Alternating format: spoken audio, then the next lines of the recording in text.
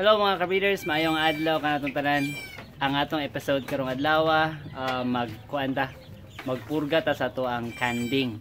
Ato ang kuan mga ka-breeders kaning Valbazin siya. So mapalit ra nato siya sa mga Agrivet supply. 230 ang 30 ml niya. Kaning plastic syringe. So ato ra siya ipainom sa canding. 7.5 kilograms nga weight sa ato ang canding. Ang atong application or atong dosage sa mga canding is 1 ml. So 1 ml per 7.5 kilograms. Before ta mo proceed mga ka-breeders, mangayo kog pasalamat sa ato mga viewers, sa ato mga subscribers. Actually naatay mga bagong mga viewers and subscribers. Si Nikki Lynn Kiban, shout out to you ma'am. And of course, kang Alin Abuyo, shout out to you. And of course ato po apilon si Jonard de Guzman. Austin Chamclos, nagpa-shoutout na siya. OFW ni siya mga ka-breeders. And ay nag-request si The Walking Dead OT. Nag-request siya nga mag-Tagalog daw ta. So hopefully sir, in the future or the next videos na to, I would try na mag-Tagalog focus ako mga vlog para daw mas masabtan sa to ang mga audiences, most especially katong mga dili kasabot og Bisaya na nasa Manila or in Luzon. So there nag-request sila nga mag-Tagalog ta. Medyo dili kay ko suwito mag-Tagalog, but of course sulayan nato, okay? So for the last 2 weeks, the increase og mga more or less or more than 7,000 views ang ato ang channel. So salamat kay sa ato mga viewers. Medyo na-encourage pud ta kay nga mag-create og mga videos tungod aning mga nagatubo ato ang mga views, and of course nagkadaghan ato ang mga viewers and subscribers. So salamat kay ninyo. Hopefully padayon tang makagama og mga videos para pud maka-share ta sa ato ang mga knowledge kabahin sa pagpamuhi, para pud ma-encourage ang ato ang ubang mga farmers diha nga magpadayon og pagbuhi, or katong mga bag-o nagsugod, ma-encourage pud sila na pud sila makatunan gikan sa ato ang channel. So salamat kay ninyo. Salamat po sa pagsuporta sa ato ang channel. Alright, so ato na silang paimnon og purga.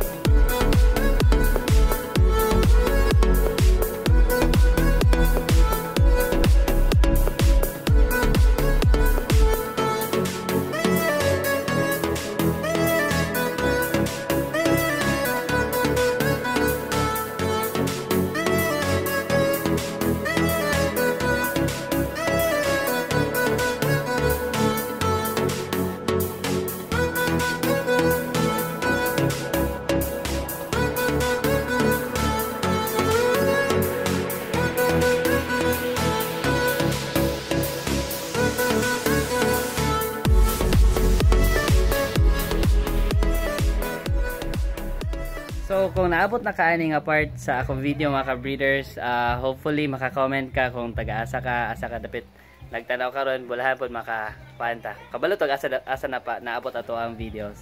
And malipay po ta, ma-inspire po ta mo create og another content para sa ato channel. Thank you so much. Mga ka-breeders, humana ta og purga sa ato mga kanding. So next week na lang ta maghatag sa ilaha og vitamin B complex. So mo na siya to ang ihatag nga vitamin B complex. So mga ka-breeders, ang application nato sa ato ang sa Valbazine is oral ra to siya. So ipainom ra to siya sa mga kanding nato. Kaning Valbazine nga purga mga ka-breeders, pang kuano din siya, kato din siya mga dili buntis o pwede rin siya sa mga bayi nga dili buntis, pwede rin siya sa mga lalaking nga mga kanding or sa mga baka. Another tip lang mga ka-breeders, kung magpurga ta sa to ang mga kanding, siguraduhan lang nato nga ting init na siya.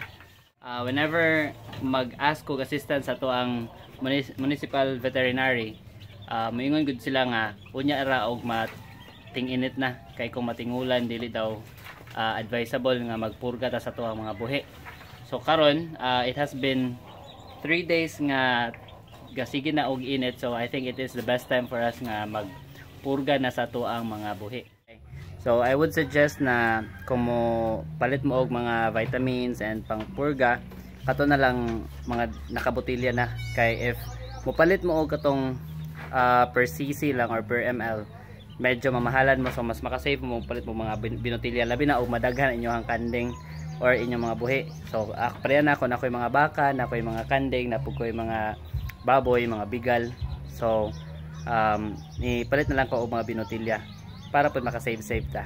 Alright, so hopefully by next video na to or next week, makagama na po ta og video para sa to ang pag inject og vitamin B complex. Alright, thank you so much mga ka-breeders sa pagtanaw sa itong video karon. Hopefully naanapod mo ibag-o na katunan ani nga content. Thank you so much. Goodbye and happy breeding!